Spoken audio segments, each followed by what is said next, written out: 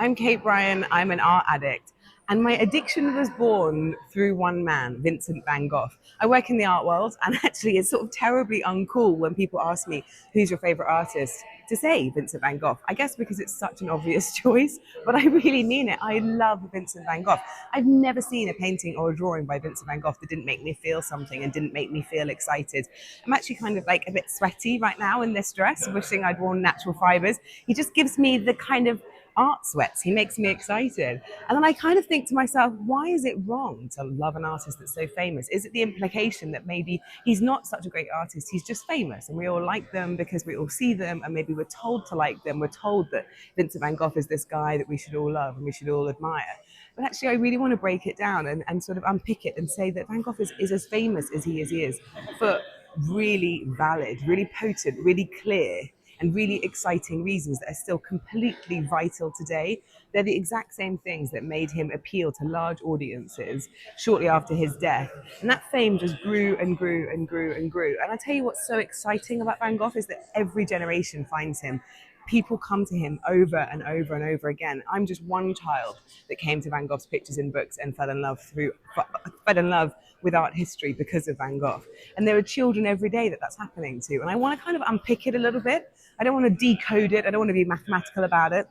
I'm not mathematical about anything, even maths. But I do want to kind of put forward some strong reasons why Vincent van Gogh deserves to be the most famous artist in the world.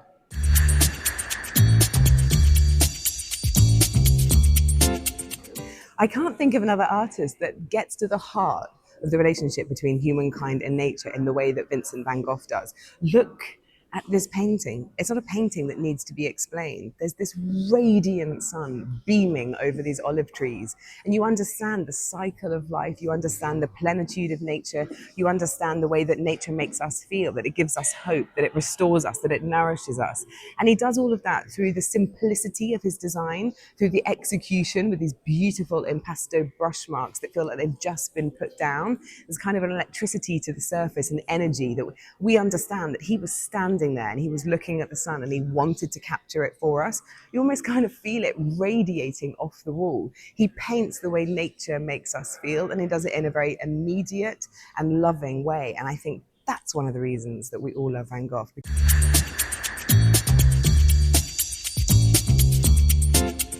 Van Gogh is an absolute master at expression and emotion. He's not going for something which is on the surface. He's going for something which is inside, and he really puts his heart and soul into the picture. And what I guess he's trying to do is pull out the character and the feelings of the people that he's painting.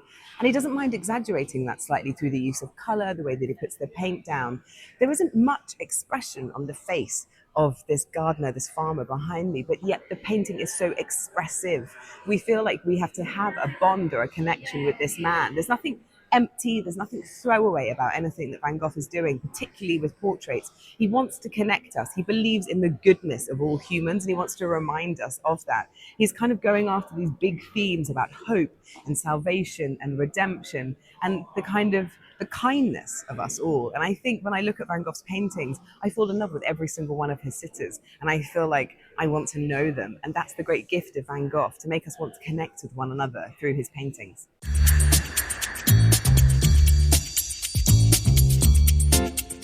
Vincent van Gogh painted a lot of self-portraits. I love them all. I'm particularly excited to see this one. What Van Gogh's doing with self-portraiture is trying to work out not just how to be a better painter, how to paint himself better, but how to address the big themes of life through his paintings: grief, anguish, suffering. Of course, we all think we know something about Van Gogh's life. He's very famous for being a tortured artist, someone who mutilated his ear, had a very tragic end to his life. Didn't sell any paintings in his lifetime. Everybody always says that, and now he sells for millions. Actually, he did sell one painting in his lifetime, and he sold it to a woman. But the point is, yes, he hadn't made it in his lifetime. But sometimes we think of him as this kind of outcast.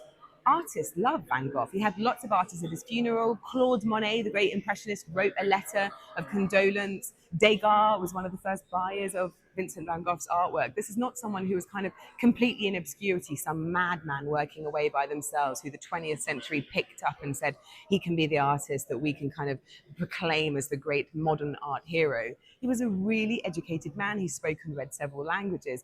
And yes, he suffered with really dreadful mental illness, and he sought help for that in an asylum. And it's there actually that he paints some of his most magical work through periods of wellness, and it was the thing that made him feel better.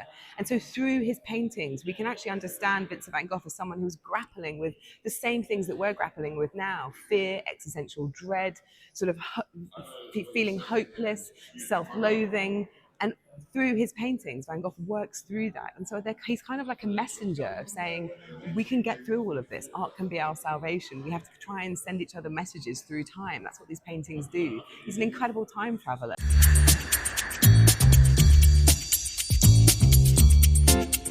Is this the most famous chair in art history? I think it has to be. I love it. It's just so sweet. Like, it's an amazing portrait of the chair. The chair's so famous that we kind of think, what's going on with this chair? Why does everybody know what this chair looks like? This is the kind of mastery of Vincent van Gogh. He wants to create a modern art, an urgent art, an art which has got great feeling, great drive, great emotion, something that can really have a place in the world. He's very purposeful about doing all of that. We know that from his letters. He doesn't want to do that through abstraction. He doesn't want to do that through things which are complicated. He thinks the great tactic is simplicity, to take ordinary things and lavish them with love and attention. Of course, it's also the circumstances of his life. He's unwell for large periods. He's not out traveling and seeing great vistas. He's not seeing extraordinary things. He's seeing ordinary things. But even so, he knows that there's a power to simplicity, and he knows there's a power to reduction and to create a clear, lucid image.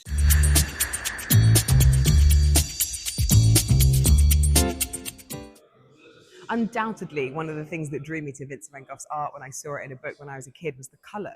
Just how free and expressive he was with colour.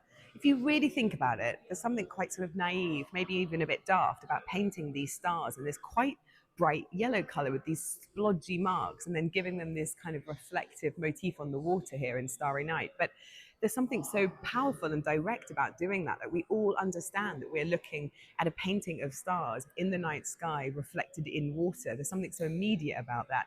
And I think that's what's so great about Van Gogh, is that his use of colour and his use of paint application, which we call impasto, which just means like thick paint, is so direct. Like, just as you look at a child's drawing and you see them do a rainbow, or you see them do a cloud, or you see them do a tree, there's a shorthand, and it gets to the heart of, okay, this is what I'm telling you that I'm painting, and now let the painting unfold in other ways. I think colour and texture are such important vehicles for Van Gogh to get his message through to us. This is such a cracking example of that.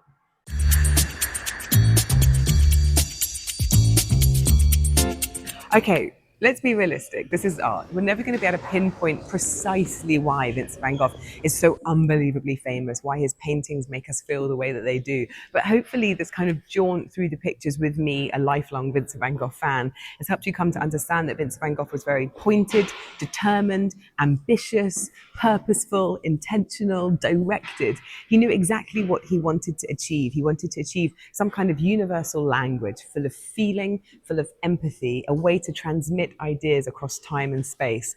And my God, did he achieve that.